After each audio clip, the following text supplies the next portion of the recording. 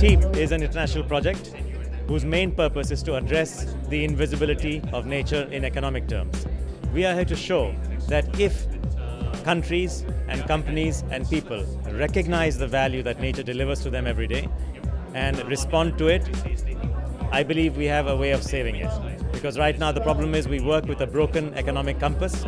We don't measure it, and therefore we don't manage it. And because we don't manage nature, that is why we lose it.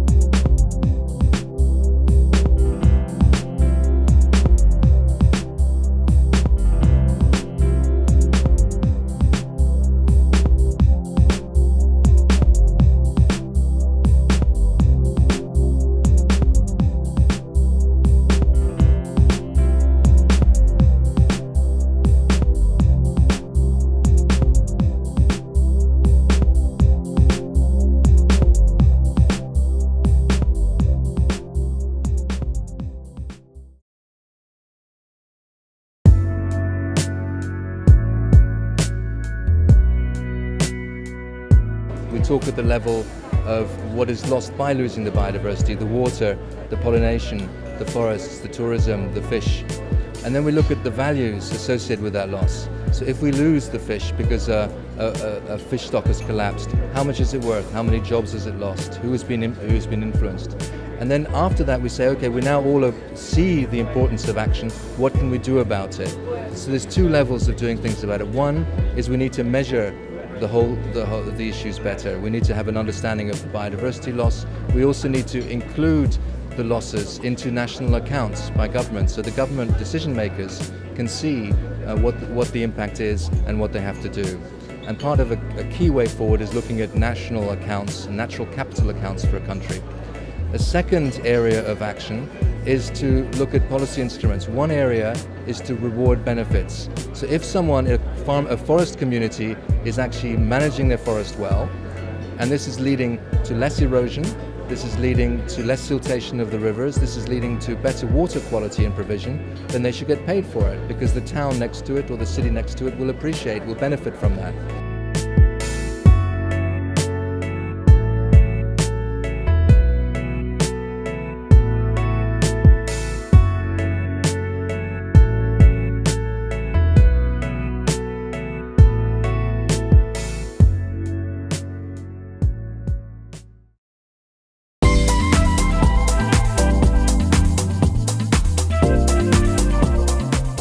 We have actually realized that conserving biodiversity is not a one person's job.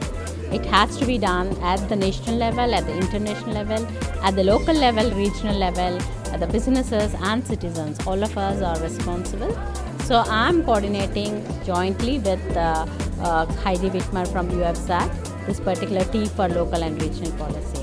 So through this report, what we aim is to provide a source of inspiration to conserve biodiversity and ecosystem services at local and regional policy.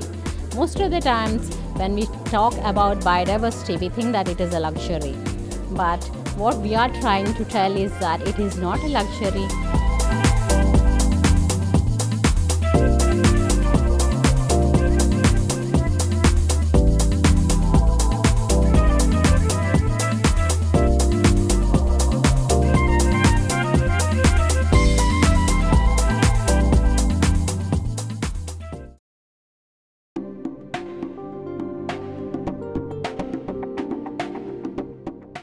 Business has something to contribute to biodiversity conservation, and I suppose the other is to show through TEEB that economics has a lot to offer.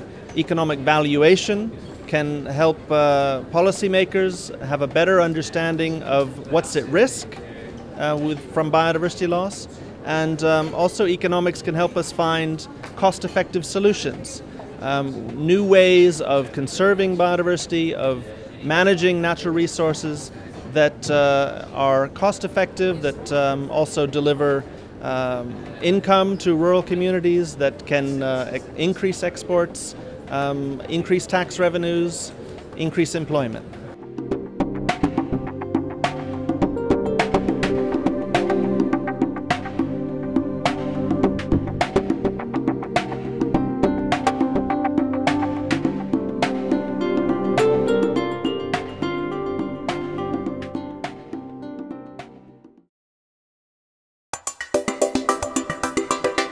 We are a society which has got accustomed to thinking that more is better.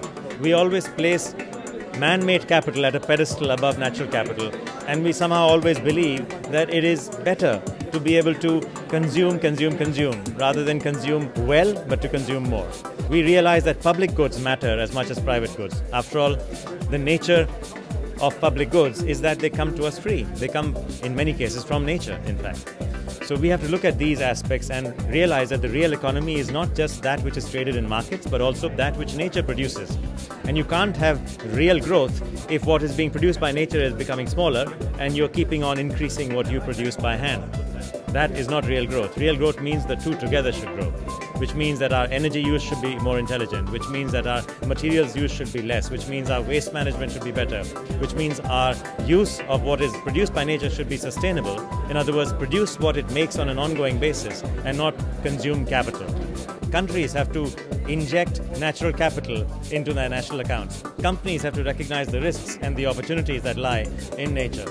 And people have to respect what they live with, because only by living in harmony with nature can we hope to have a viable future.